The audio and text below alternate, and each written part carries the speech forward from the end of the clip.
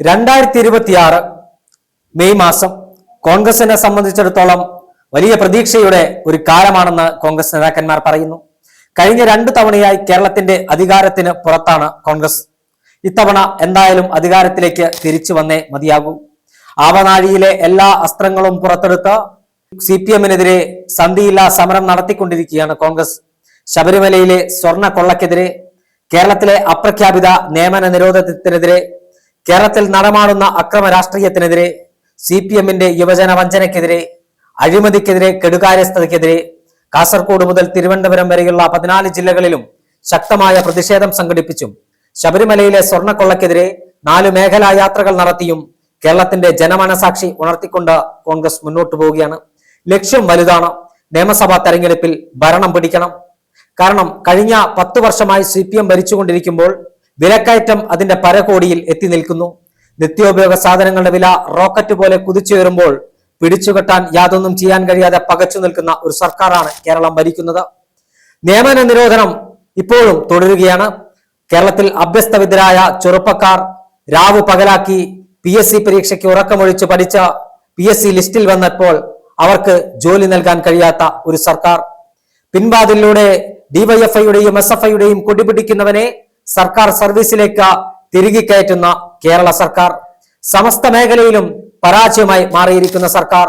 കേരളത്തിൽ ഒരു സ്ത്രീക്ക് പോലും രാത്രിയിൽ പുറത്തിറങ്ങാൻ കഴിയാത്ത സാഹചര്യം. എന്തിന് രാത്രി പകൽ പോലും പുറത്തിറങ്ങിയാൽ ആക്രമിക്കപ്പെടുന്ന സാഹചര്യം കേരളത്തിൽ സംജാതമായിരിക്കുന്നു. കേരളത്തിലെ ഒരു പ്രമുഖ നേതാവ് പറഞ്ഞത്, ഒരു പുരുഷൻ സാരി ഉടുത്ത് പുറത്തിറങ്ങിയാൽ അയാളെ പോലും പീഡിപ്പിക്കുന്ന തരത്തിലേക്ക് കേരളത്തിലെ ക്രമസമാധാന നില തകർന്നിരിക്കുകയാണ്. സാധാരണക്കാരന് തന്റെ ഒരു പ്രശ്നങ്ങൾ പറയാൻ പോലീസ് സ്റ്റേഷനുകളിലേക്ക് കയറി ചെല്ലാൻ കഴിയാത്ത അവസ്ഥ.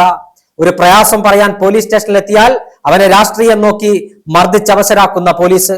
ഇങ്ങനെ സമസ്ത മേഖലയിലും പരാജയമായി മാറിയ സാധാരണക്കാരന്റെ ജീവിക്കാൻ കഴിയാത്ത തരത്തിൽ അധപ്പതിപ്പിച്ച സർക്കാരിനെതിരെയുള്ള വിധിയെഴുത്തിനായി കേരളീയ സമൂഹം കാത്തിരിക്കുകയാണ്.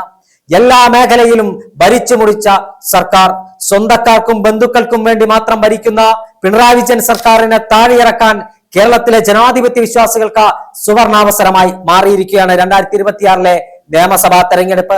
ഒരു ഭാഗത്ത് അഴിമതിയും കെടുകാര്യസ്ഥതയും കൊടുകുത്തി വാഴുമ്പോൾ മറുഭാഗത്ത് വർഗീയതയെ താലോലിക്കുന്ന ഇടതുമുന്നണിയെയും CPM-നെയും നമ്മൾ കാണുകയാണ്.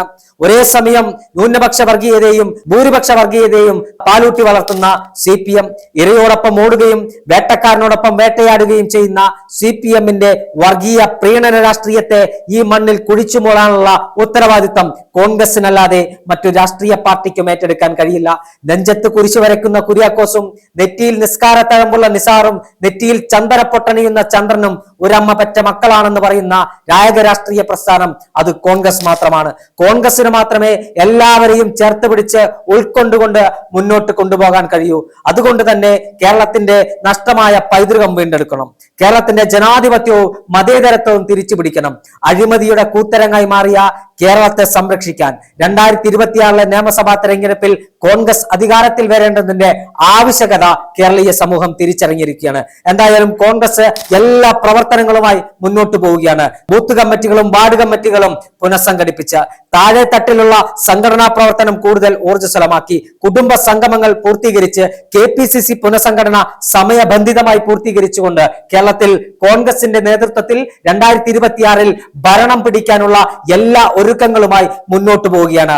ഇനി തെരഞ്ഞെടുപ്പിന്റെ കാഹളം മുഴങ്ങിയാൽ മതി. അങ്ങ് മഞ്ചേശ്വരം മുതൽ ഇങ്ങ് പാറശാല വരെയുള്ള 140 മണ്ഡലങ്ങളിലും ഒരേ മനസ്സോടുകൂടി കോൺഗ്രസ് ഒരുങ്ങിക്കഴിഞ്ഞു. എന്തായാലും 2026 നിയമസഭാ തെരഞ്ഞെടുപ്പിൽ കോൺഗ്രസ് അധികാരത്തിൽ വരുമെന്ന ശുഭപ്രതീക്ഷയിലാണ് കേരളത്തിലെ ജനങ്ങൾ.